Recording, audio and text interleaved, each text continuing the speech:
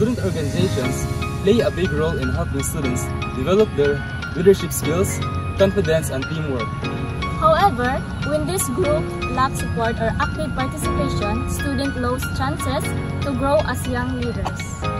Maintaining student organization and promoting youth leadership is important because it helps students become more responsible, motivated, and prepared for future challenges both in school and in life.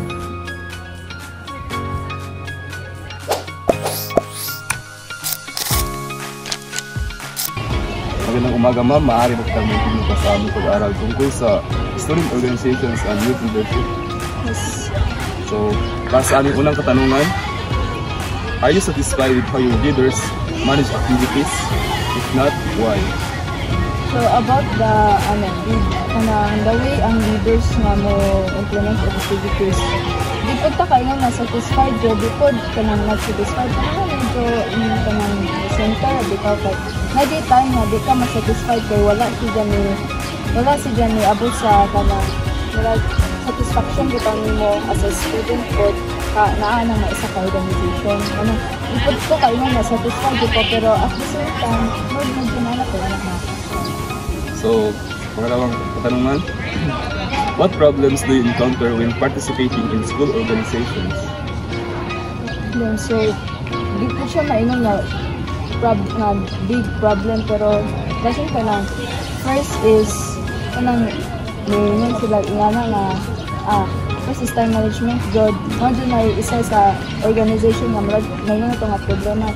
It is because kanang makalimtan dito na to ang kanang time bitaw like mag-set ang nga time pero dili pud nga time magsugod so na maka-consume pud siya o kanang mga personal time pud sa members. So, pangatlo, do you think being part of student organizations affects students' time for their studies?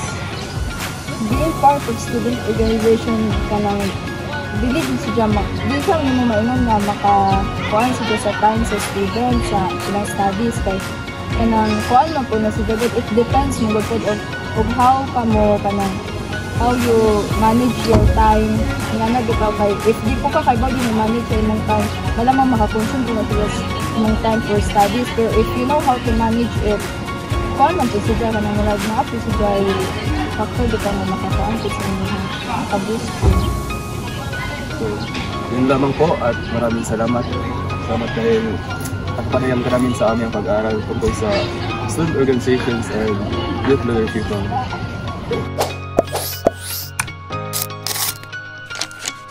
So here's the first question. Are you satisfied with how your leaders manage activities? If not, why? As of now, I am very satisfied with how the President handled our organization, especially the Society of English Enthusiasts. As we all know, there are no perfect leaders handling any organization. So as why I say so he handled the organization very well, so he make the officers function well, so that's why I am very satisfied in how the President handled our organization. What problems do you encounter when participating in school organization? One of the most problem participating in any school organization is the time management. As we all know, we are a student, so it's very important that we sacrifice our vacant time in order to sacrifice to our org activities, especially if there are activities.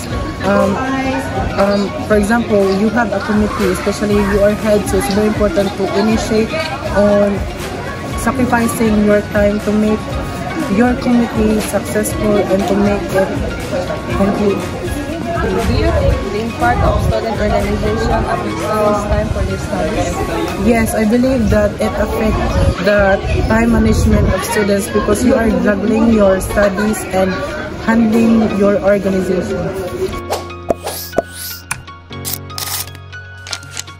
Questions number 1. What challenges do you experience in leading your organization? Masasabi ko na hindi talaga madali ang maging isang pangulo. Madaming pagsubok, lalo na ang pinaka-challenges na nakaharap ko ay ang pagpapasunod pagpapasunod sa samahan. Sapagkat nung ako ay naging Pangulo, ako ay isang sophomore pa lamang. Kung gayon, para sa akin, mahirap pasunurin ang nasa junior at senior level ng ating samahan. Kung sa maturity pa, mas matured pa sila sa akin. Kung kaya sa tingin ko, ang isa sa mga pinakamahirap na aking nasagupa bilang Pangulo ay ang pagpapasunod, pati na rin ang time management. Number 2, do you feel that the school provides enough support and guidance for student leaders? If not, why? Yes, pero hindi ko masasabi na talagang enough. Pero halimbawa sa activity na buwan ng wika, hindi rin magagawa ng Sama-Fil kung hindi dahil sa tulong ng eskwelahan o ng mga head katulad ng CSO at SAS. Bago ipatupad ang isang aktibidad, nagpapasa tayo ng mga papel or mga activity design patungkol sa ating activity. Bago ito, may isang katuparan, dine-check nila isa-isa kung ano ang pwede nilang may tulong. Katulad na lang sa pag-set up sa gym, pagpapahiram ng mga kagamitan, mga kakailanganin sa isang organisasyon para sa ating aktibidad.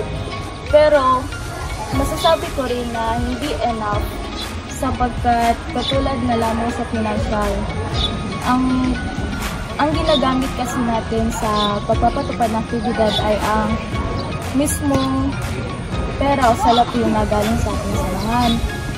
Kung gayon, masasabi ko na hindi enough, pero nandoon pa rin ang support at tulong ng ating paaralan.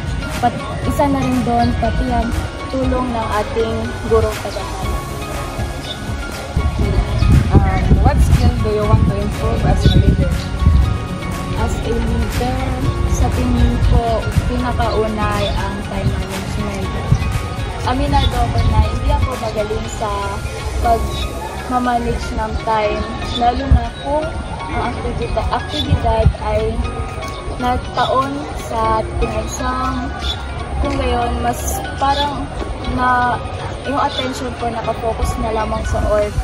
Minsan napapabayaan ng cards, pero mahirap talagang maglaan ng oras sapagkat iisipin mo kung paano mo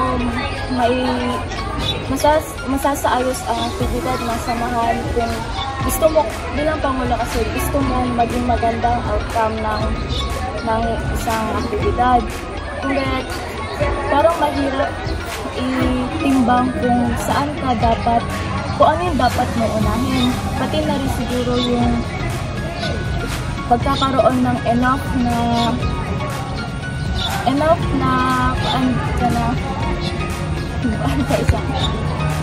pagkakaroon ng enough na kakayahan para mapasunod ng samahan kung paano kanila igagalang bilang isang Pangulo.